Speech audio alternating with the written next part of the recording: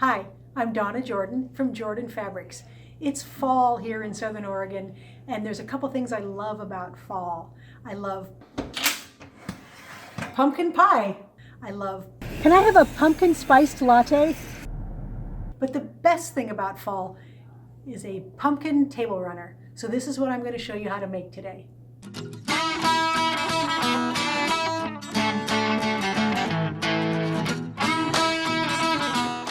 For our shaped runner, we're going to cut out pumpkins. We're going to cut out separate pumpkins and then sew them together.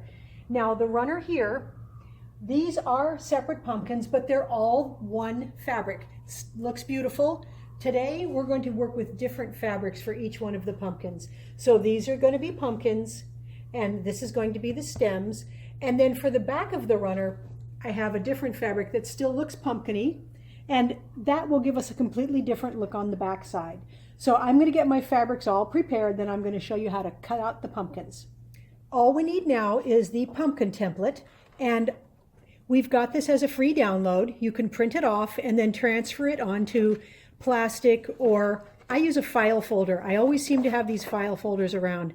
So this is what I'm going to use today. So I've got 5 pieces of fabric here, a little bit bigger than the pumpkin. I've got 4 different colors of grunge, and I'm going to repeat this color twice. So I'm going to draw on the back side here. I've got a friction pen, and I'm going to just go around here, around the outside right now. The really nice thing about these friction pens is if you mess up, it's going to completely erase as soon as you put your iron on it.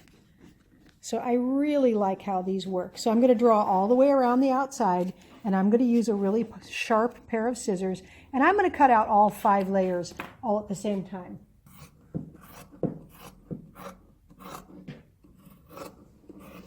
These sides are actually straight, and you could do that with a blade if you like, but it's just as quick just to take your scissors.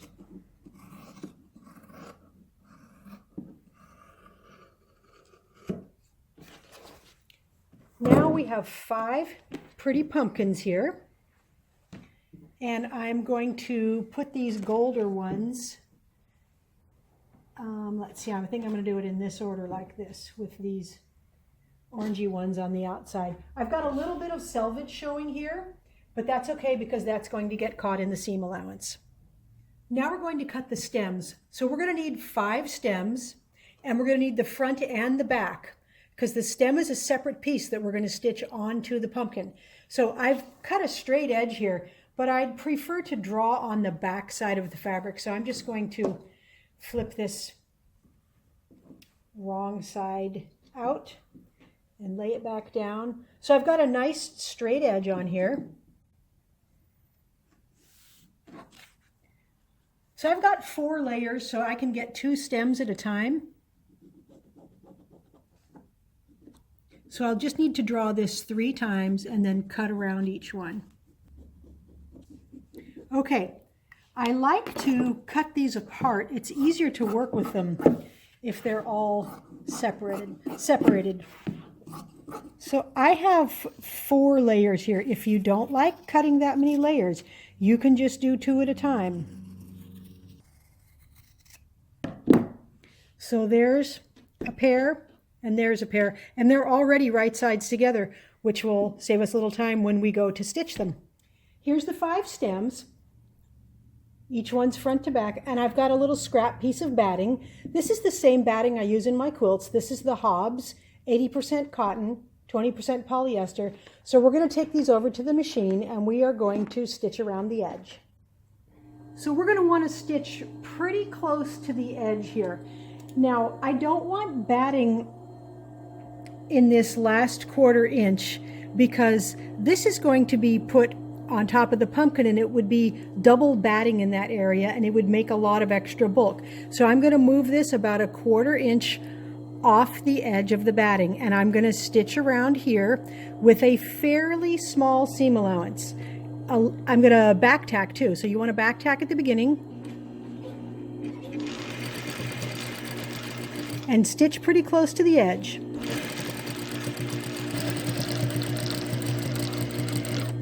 We're going to stitch around here, and then we're going to flip it right side out.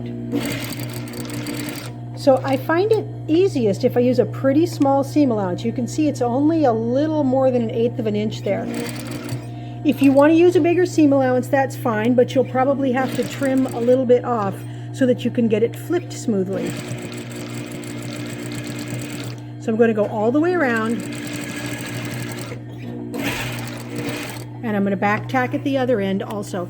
So back tacking there keeps this from coming apart when we flip it. So we're going to trim off that excess batting, and then we're going to turn it right side out. So I'm going to finish sewing all 5 of them with the exact same procedure.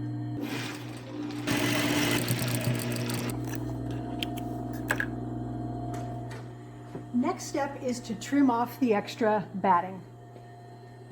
So I'm just going to clip all of this off with the scissors.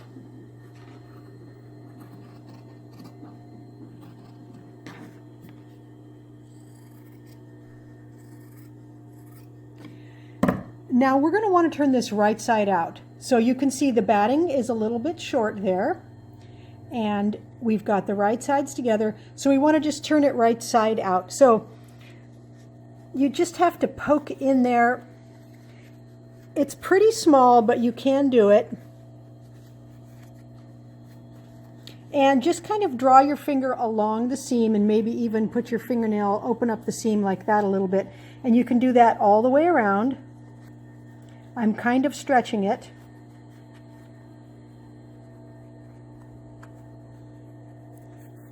And then we're just going to finger press it flat.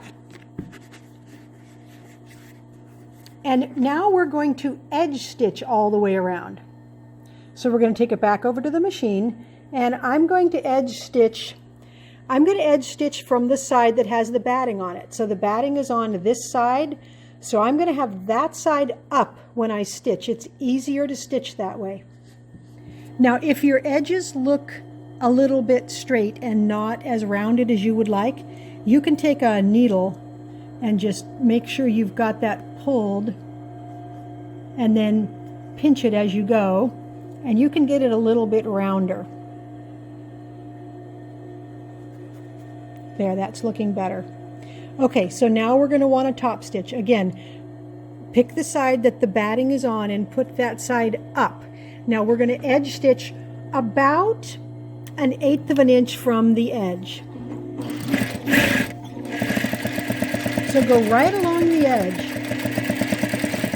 Now to get around this tight curve, it sometimes helps if you leave the needle down, lift your presser foot, and just pivot just a little. So you can take a couple of stitches and then lift this up and then just pull this a little. You can even wind your flywheel by hand if you need to go really slow. And you can see my stitch length is really little here, and that means I'm not going to be traveling through the machine very fast. And that helps me be accurate on this small piece. All right, so it's stitched all the way around, and that will help it lay nice and flat, and it gives a really nice decorative edge to it. So I'm going to do that with the other 4 stems.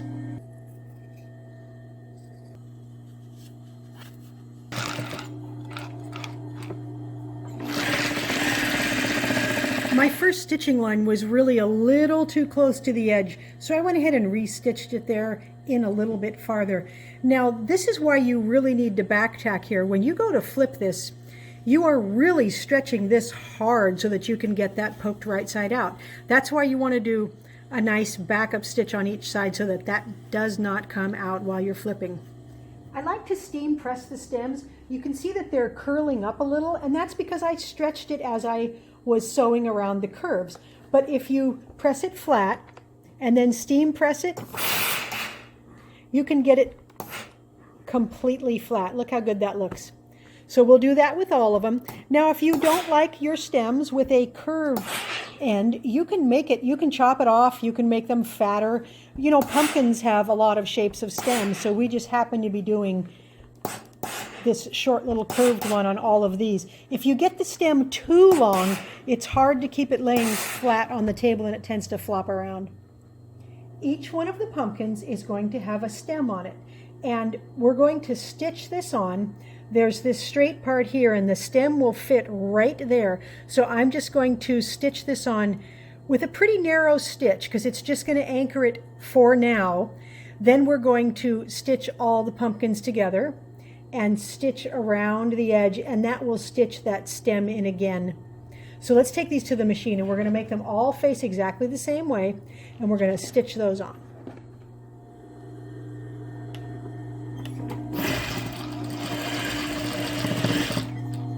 So I'm just going to stitch this on with a narrow seam just to keep it in place. I'm going to do that on each pumpkin.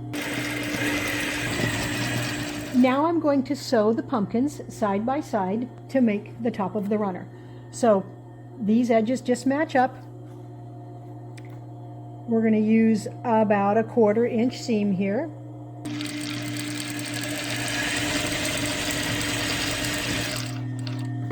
So just stitch right off the edge at the top and the bottom. Open it up, and we're going to sew the next one on.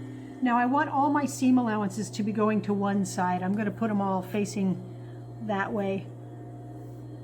So I'm just going to give it a little bit of finger pressing. You can iron it if you want, but I like them going to the side because it makes it easier when I stitch in the ditch later if they're on one side rather than opened up. So now we need to put this onto our runner back. So let me show you the runner back and the batting. Here is the back of the runner. Now the back of the runner is not shaped yet. The back of the runner is just one big piece, and we've got it laid again on our Hobbs batting. And we are going to put the runner top right sides together, and we're just going to tuck that stem down in there, and we're going to flatten this all out, and we're going to pin all the way around it. Now again, I've got 5 pumpkins here, and it's going to make a nice long runner. You don't have to use 5. You can use 4, you can use 3. I tend to favor odd numbers when I'm doing a shaped thing like this and it's repeated, but you can do as many as you like. You can customize this so that it will fit your table nicely. So I'm going to get it nicely flat, and then I'm going to pin it all the way around. I'm going to put pins all around the edges, and then we are going to stitch all around the outer perimeter of the runner. So we're going to stitch all the way around here, and we're going to leave an opening. Probably right here would be a good spot for the opening, so I'm going to leave this open so that I can flip the runner right side out. But we're going to want to stitch a 1/4 inch from the edge, and what I'm going to do on these sides is I'm going to round it off a little as I sew so that I don't have a straight edge there. I need the straight edge here so I can stitch my pumpkins together, but it looks a little nicer if it's a little more round right along the edge there. The whole runner is pinned front to back here, and I think it's going to be easier to stitch up the opening if I leave it on one of the ends here. So I'm actually going to leave an opening right here because I know I'll be able to get that turned in nicely and finish the runner nice and neat. So we're going to start here, and we're going to stitch all the way around. So I'm going to start stitching right here, and I am going to back tack because there's a lot of stress on that area when we flip it.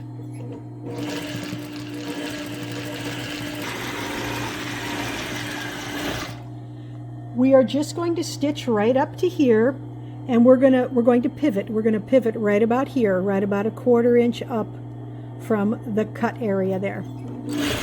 So just stop when you get to your sewing from where you sewed these together and pivot, and then sew back down around the next pumpkin. Here's that side that has the straight edge on it where I was saying you want to curve this, make a nice curve around here.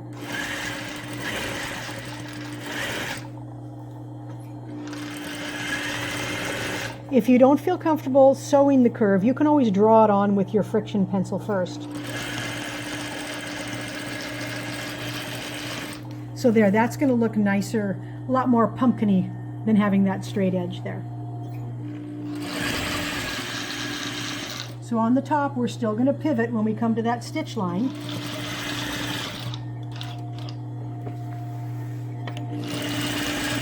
And now we're coming to a stem here, so I'll show you what to do along the stem. You want to keep your 1/4 inch seam. You want to be a 1/4 inch away from the edge. So that's a little deeper than the seam we used to stitch this on with. And I'm also pivoting on each side of that stem and going back up here. Now we're coming to where we want to leave our opening, so I'm just going to get around the curve enough so that I can get my hand in.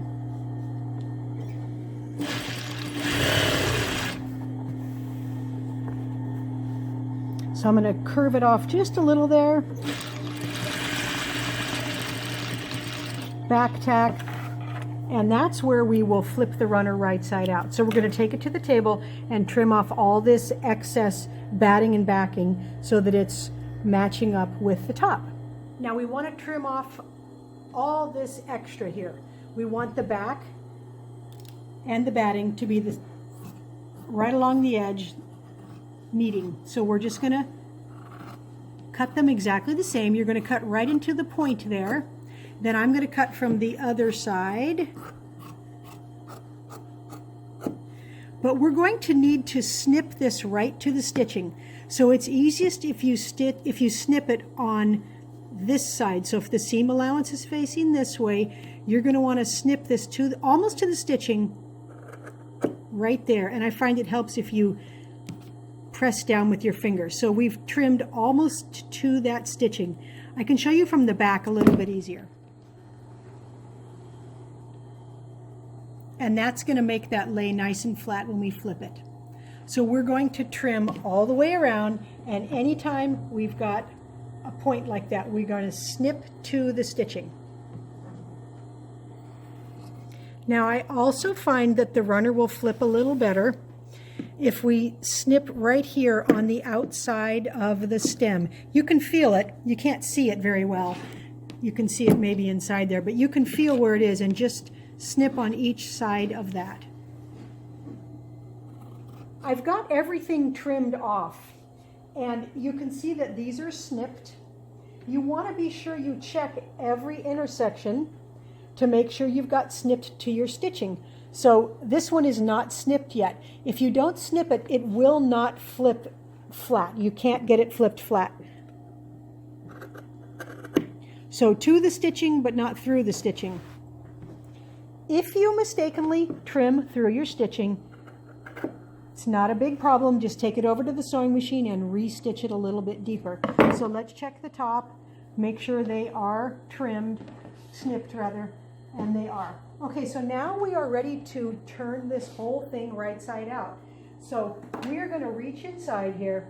We are going to put our hand in here, and I didn't leave a very big opening. You may need to leave a bigger opening. And we're going to go all the way to the far end. And we're going to grab some of the pumpkin, and then we're just going to turn it right side out. So just keep pulling till you get your pumpkin turned all the way right side out. And I know it looks really messy right now, but we are going to reach our hand back inside there. Again, to the far, far end. And we're going to draw our finger along that seam. So I usually hold it against my stomach here and brace it so I can pull away. So I'm just drawing my hand along that seam, and it's going to make it so that it's not folded in there. So I'm kind of drawing my hand along there and then pinching.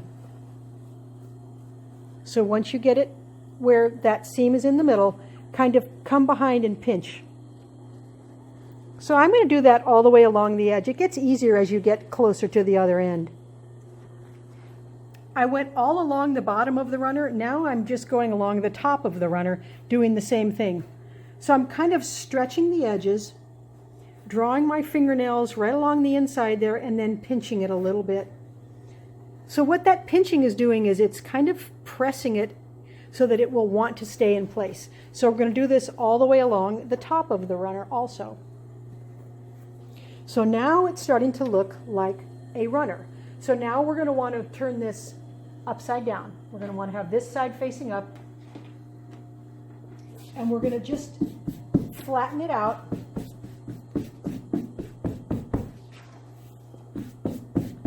And it helps to do it from this side. It just helps to do it from the back. Once you have the back pretty flat, flip it back over. And I'm going to show you what to do in these intersections here. So I'm going to put my forearms on 2 pumpkins, and I'm going to pull this away. And that's going to get it to lay nice and flat. So that just helps if you anchor it here and pull a little bit, flatten it out, do that all the way along the top, and then flip it over and do it along the bottom. So just continue finger pressing all the way around till you've got it nice and flat. And now we are going to take this over to the machine again, and we are going to edge stitch. So I'm going to stitch along the edge just like I did on the stems, and you want to stitch it from the back side. You want this side up when you're stitching. It's going to be much, much easier, and you're going to be able to tell if you've got this seam right in the middle. So let's take it over to the machine. It doesn't really matter where you start. I'm using brown thread on the top and the back because I want the thread to show on the pumpkins. So we're just going to stitch right along the edge. It's a little less than 1/8 of an inch. And you might stretch it a little as you go around the corners, but try to keep it pretty flat. We'll be able to iron out any stretch, but it just helps if you keep it pretty flat. Now here's a spot that did not get turned very well. So you can see it's poking way in there, and we don't want that. So I'm going to take my needle, which is not real sharp, and I'm just going to poke it and pull it out. There, that looks better. We're going to go right along the stem. We're going to just keep going. When you come to these corners, you're going to pivot. So anywhere you feel like it's maybe not pulled out as nice as it should be, you can take something and just poke that out. Pivot in the corner, and then keep going. Now here's where our opening is. There's a lot of ways to get this turned neatly. I'm probably just going to sew around and turn it as I go. You can pin it first. You can finger press it like this with your thumbnails. There's glue basting you can use. If it's on a curve, it's a little challenging to get it done neatly. But I think I can get around here and have it look pretty neat. So when I get over there, I'll turn it in a little more. So I'm going to leave my needle down here. And I'm going to see if I can get that turned in neatly there.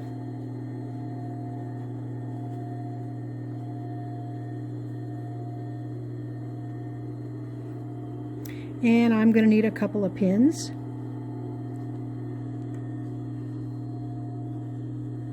Because we want it to have a nice curve. You can baste this by hand. There's a lot of different techniques for getting these openings closed neatly, but I usually can get around here pretty neatly like this.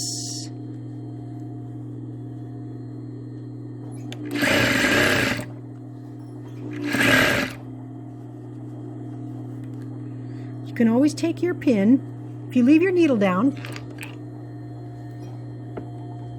you can pull these, and you can use your pin to turn it in a little more if you need to. And if you don't like it, you can take your stitching out and do it over again, but I think we've got it neat enough. So here's that opening. By the time we get that ironed up, I think that's going to look really nice.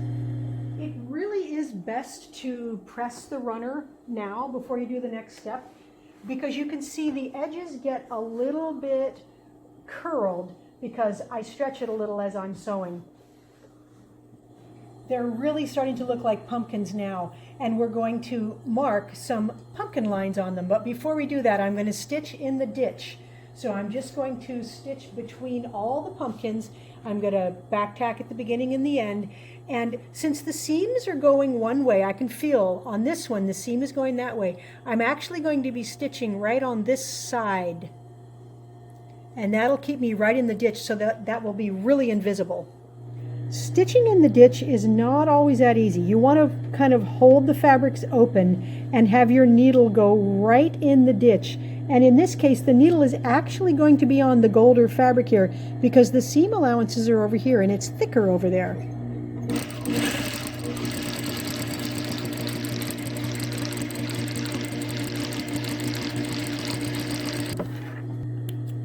You can barely see it. So we'll do that all the way along the pumpkin here.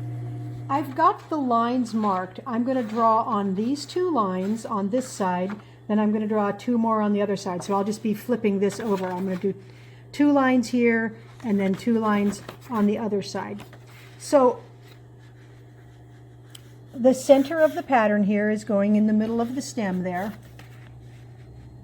And the template's a little bit bigger than the pumpkin now because I've got the seam allowances. But this method works pretty well. So I've got a slit cut, not all the way to the edge because I would have cut the template off. But you can take your pen and you can just reach in here. And you don't have to draw the whole line. You just have to draw enough of it so you can see where you're going to go.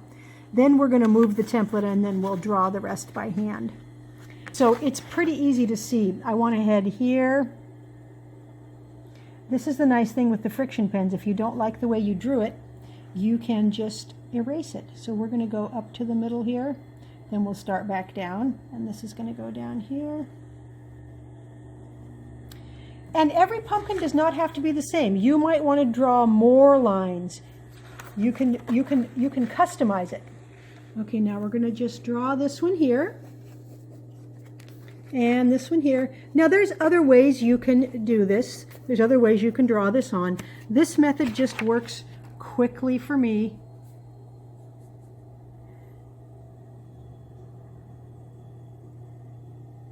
And I'm just going to head towards the stem there. Now if you don't like the lines you've drawn, take your hot iron, they'll completely erase. So it's a good idea to put a couple of pins in on here before you quilt.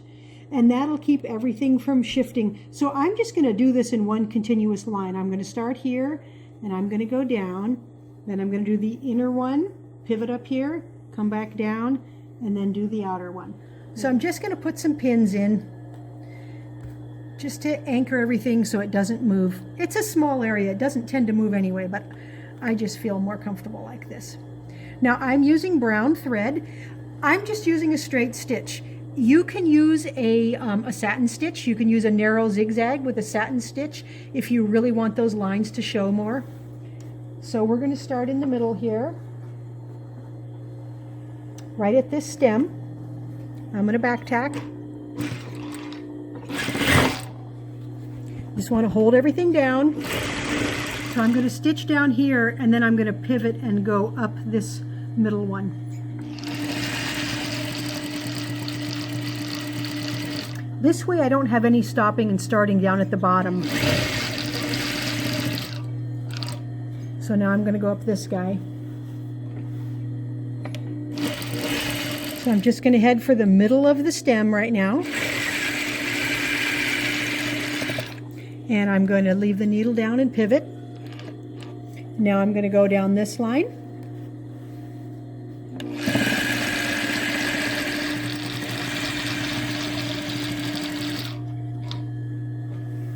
Now we'll do the last line. So that one is completely done, and I'm going to take it over to the ironing board right now so you can see how all this excess drawing just disappears as soon as you put that iron on it. So you can see those icky marks there. Now you don't.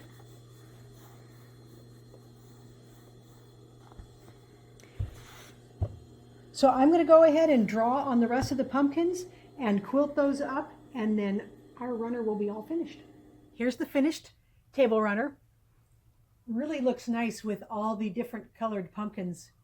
And I like the stitching. Stitching is really easy. It's really fun to do. So these happen to be 5 different colors of grunge. Actually, there's 4 different colors, and I repeated this one twice. So you can make this with your own pumpkin colored fabrics. You can, we used this nice batik on the back side, and it really looks just as good from this side. It's a really quick runner to make. We are going to have this as a free download. It's already up so that you can print that off and make your own runner. Matt has also cut some kits. So if you don't want to cut it, we've got them all put together. So this is really a fun project for fall. You can use the pumpkins all the way through Halloween, all the way through Thanksgiving. So this is just a really good way for us to start off the fall season. Thanks for watching our tutorial today.